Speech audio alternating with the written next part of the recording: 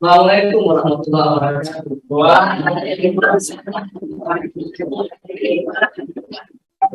Kita kayaknya semangat semua hari ini. Ya.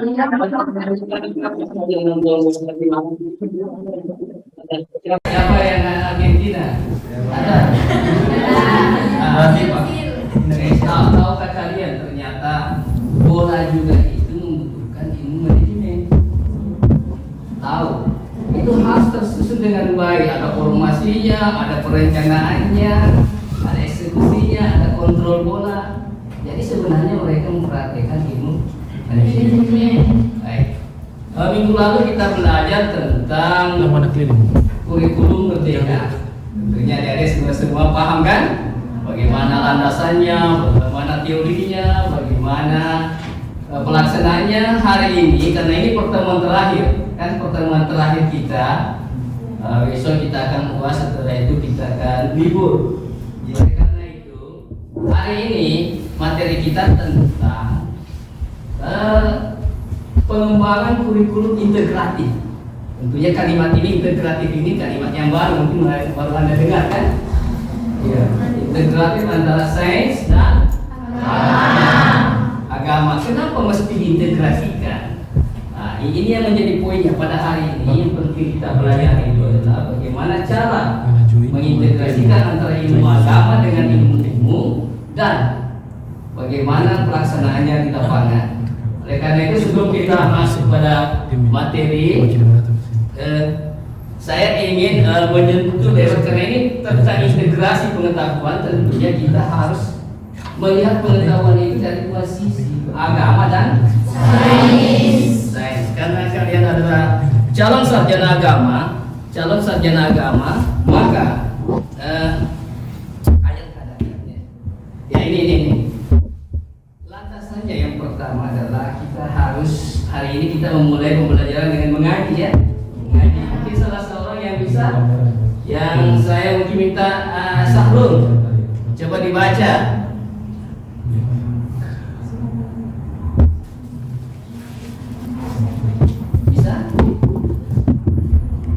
Belum, coba Devi, karena mungkin mata nggak pakai kacamata ya, nggak pakai kacamata. Devi coba.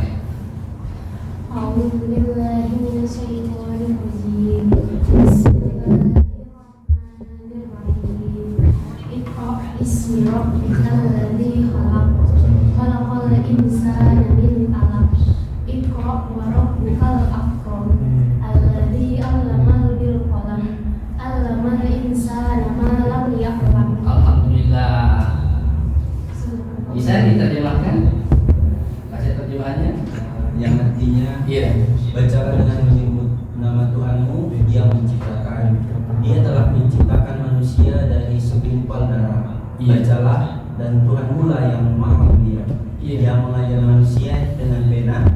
Dia mengajarkan manusia apa yang tidak diketahui.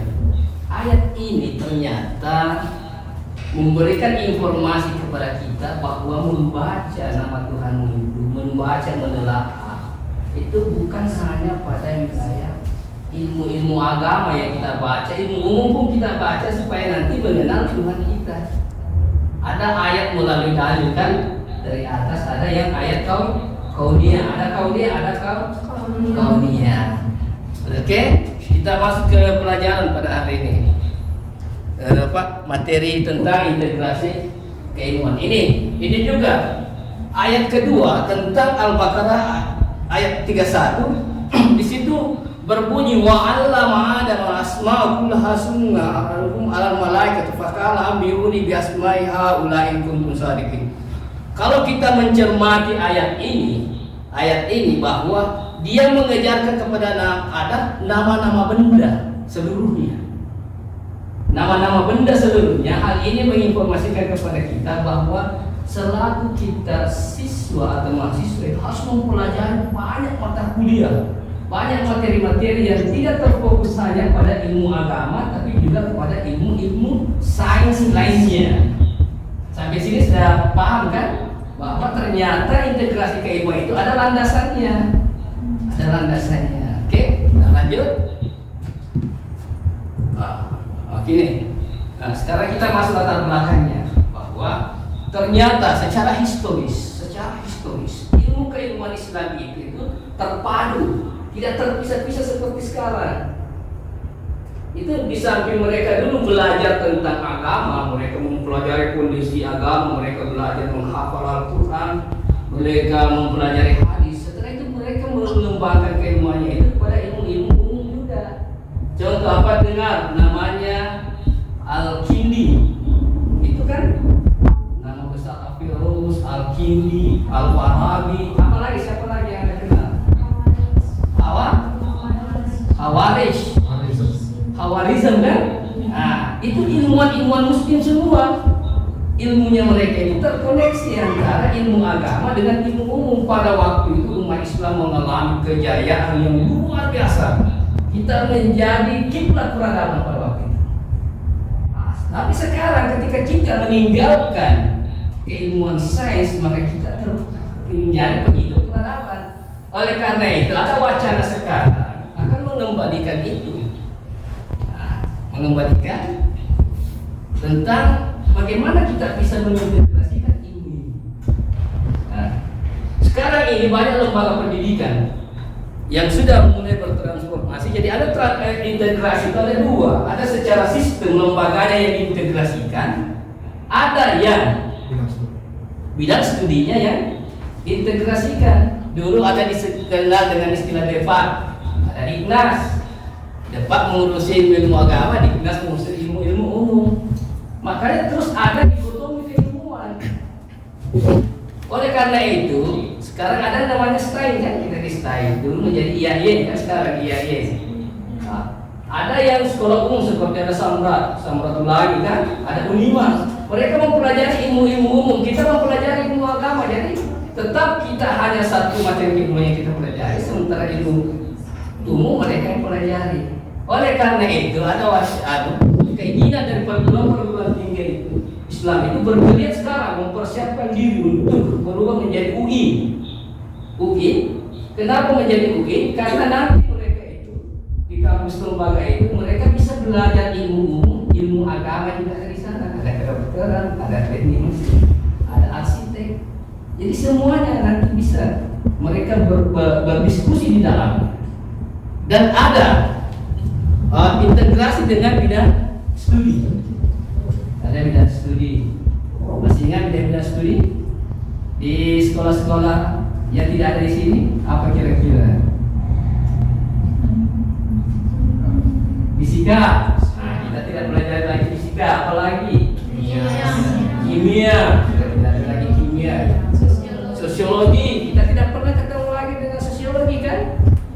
Nah, tetapi ketika beralih menjadi UI nanti, mudah-mudahan kampus kita menjadi UI. Amin kan? Semua ada di kampus ini.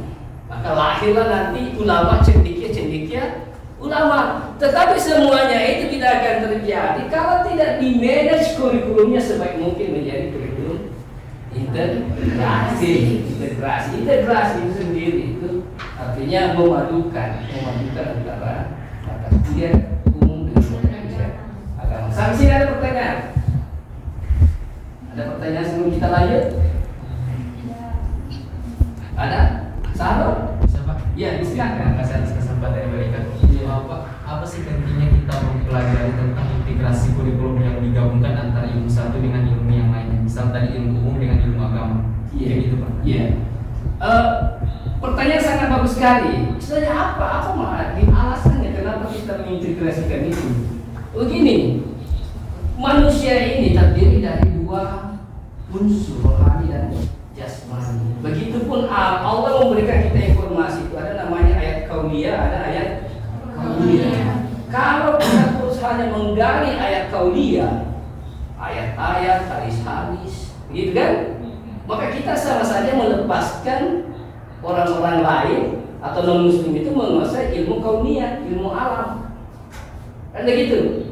Makanya mereka lah yang menemukan teknologi, mereka menemukan itu HP, LCD apa? Karena kita lebih banyak fokus hanya wilayah ilmu agama. Oleh karena itu kita harus merebut kembali itu. Banyak pakar-pakar kita yang pernah menguasai matematika, Jabar kan, Hawarizm, ada yang menguasai ilmu kedokteran, Ibnu Sina, Sampai kitabnya sampai sekarang, buku-bukunya yang tulisannya itu masih tersimpan di Eropa. Itu menjadi buku rujukan terkenal. Nah sekarang kita ini, siapa yang bisa mengembalikan kejayaan itu? Kalau kita tidak menguasai ilmu teknologi atau sains, bisa paham? Oke, siapa lagi? Ada yang dari perempuan yang ditanya? Ada? Hai, kita melanjutkan ya pelajaran kita. Jadi silabus ini nanti, kurikulum itu, di dalam kurikulum itu nanti ada beberapa hal yang kita akan mengadakan pengembangan. Yang pertama, tujuan yang ingin kita capai. Tujuan apa yang kita capai harus dirumuskan, tetapi tetap mengikutkan nafas keislaman itu. Nafas keislaman itu. Nah, yang kedua adalah materi ajar itu. Boleh materi ajar itu diajarkan dalam sebuah buku. Kalau kita menemukan satu buku yang memang sudah terintegrasi, boleh jadi dari dosennya sendiri atau gurunya yang mengintegrasikan. Ini harus memiliki wawasan yang luas karena dia harus memiliki keilmuan yang luas. Saya pernah mendengar salah seorang ulama Mesir bahwa ketika saya mau menafsirkan ayat tentang biologi, saya harus kuliah 4 tahun di jurusan biologi. Karena akan lebih pas kalau orang biologi yang menjelaskan tentang ayat-ayat tentang biologi. Gitu. Nah, selanjutnya strategi pembelajarannya juga harus dirancang dengan baik dan penilaiannya. Oleh karena itu dalam penilaian kurikulum integratif itu bukan hanya wilayah kognitif semata, tetapi wilayah afektif dan psikomotorik. Nah, ini yang mulai hilang.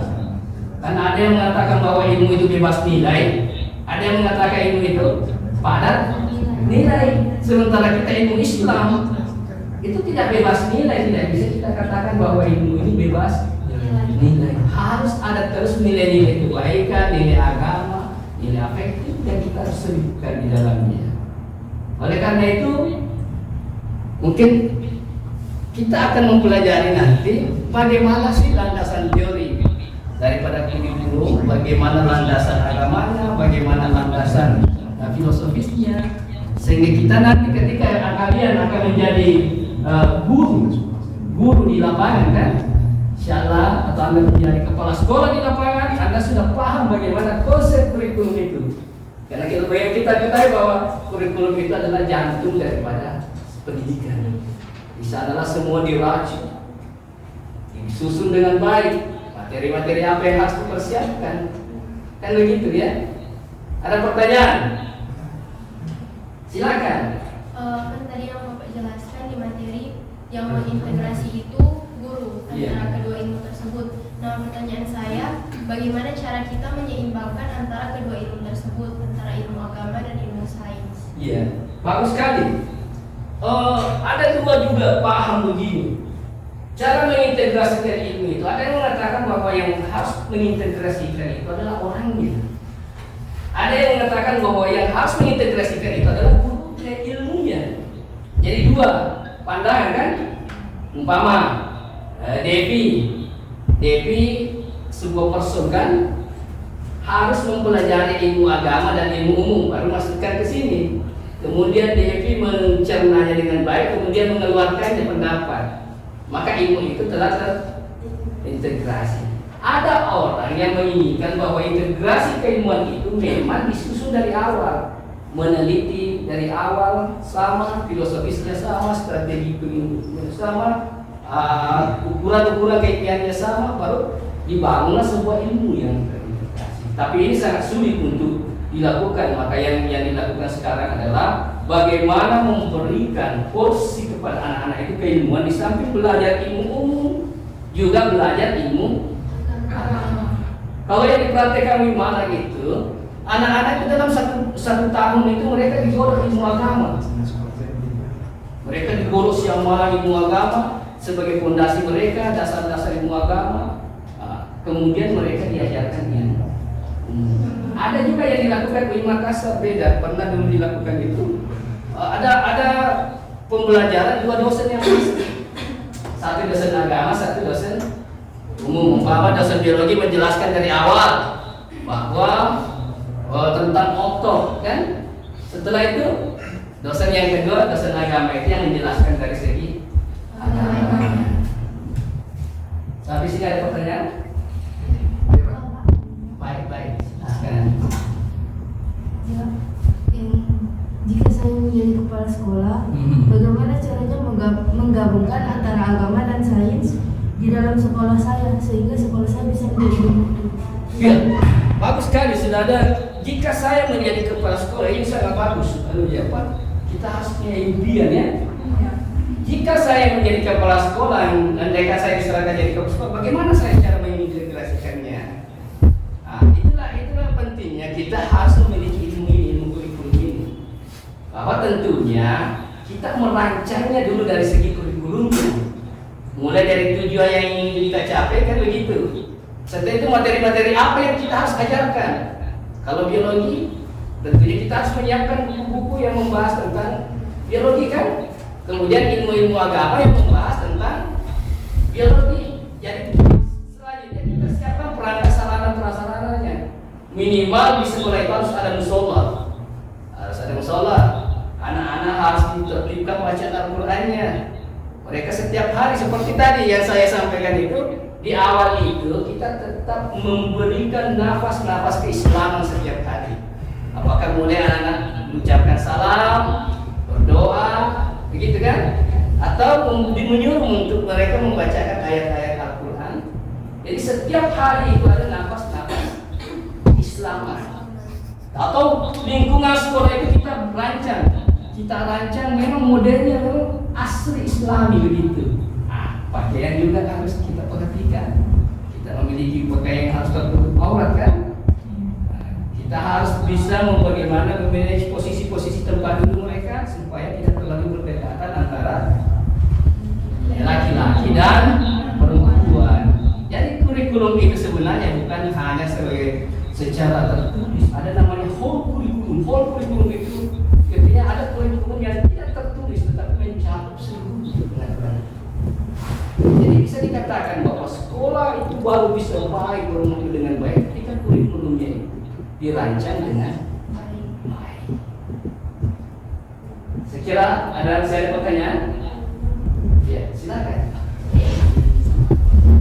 Kalau menjelaskan mengenai kurikulum dan silabus, Ya. terus di sini ada 4 unsur atau supaya seperti itu disambung tercapai.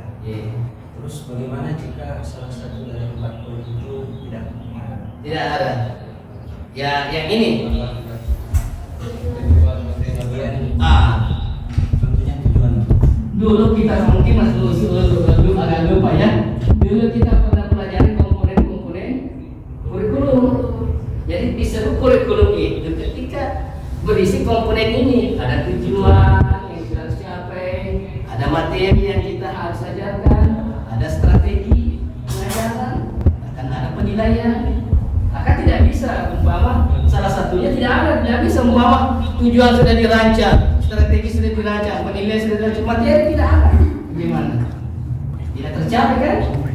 Atau tujuan sudah selesai, materi sudah selesai, strategi sudah tercapai, penilaian tidak ada. Jadi tidak ada hasil yang kita tahu.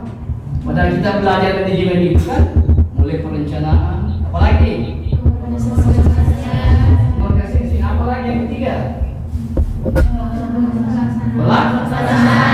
Yang keempat yang siapa lagi namanya Dain ini yang dari Makassar ini.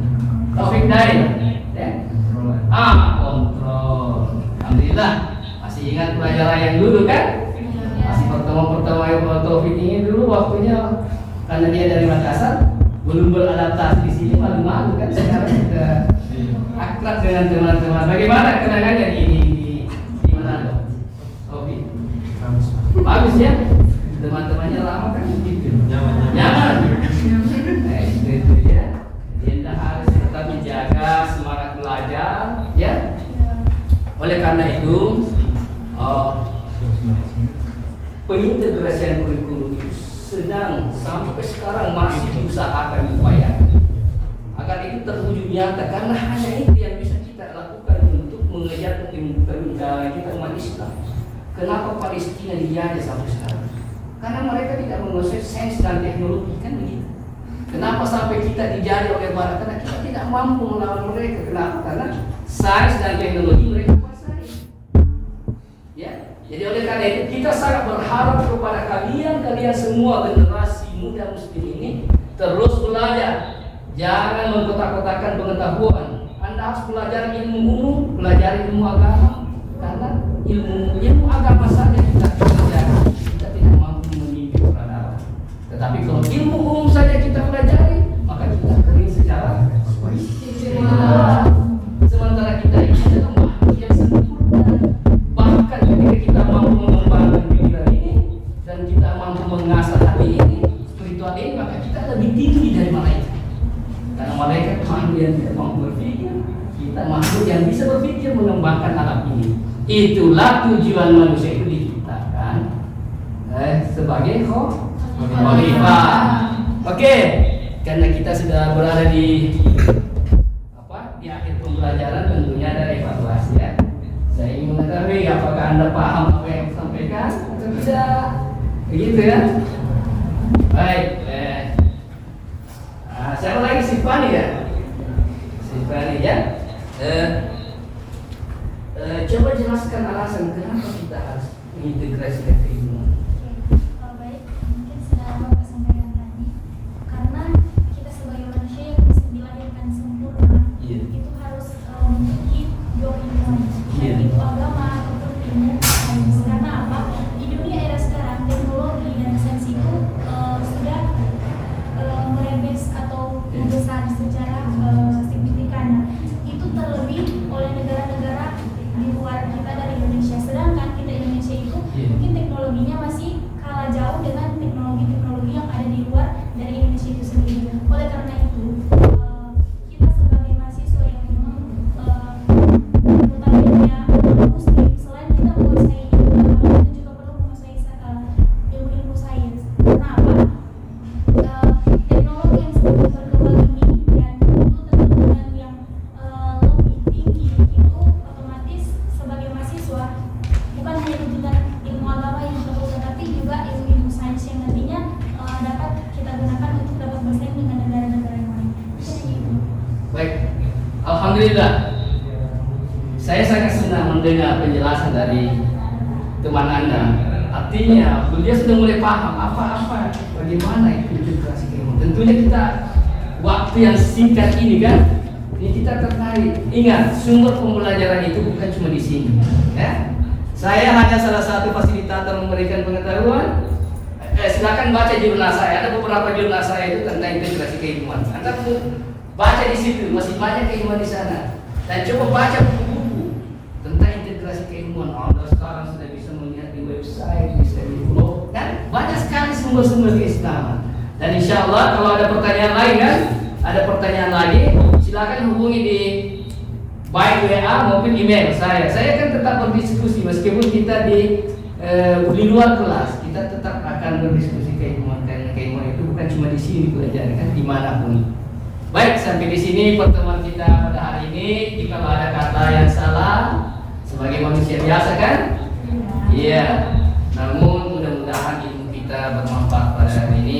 Tentunya kita berdoa kepada Allah, karena ilmu yang kita dapatkan itu yang intinya adalah bermanfaat. Oleh karena itu mari kita menutup pembelajaran dengan bersama-sama berdoa. Allahumma inni as'aluka ilman nafi'an wa rizqan thayyiban wa amalan mutaqabbalan wa bisidna ilman wa susna rahman. Wassalamualaikum warahmatullahi wabarakatuh.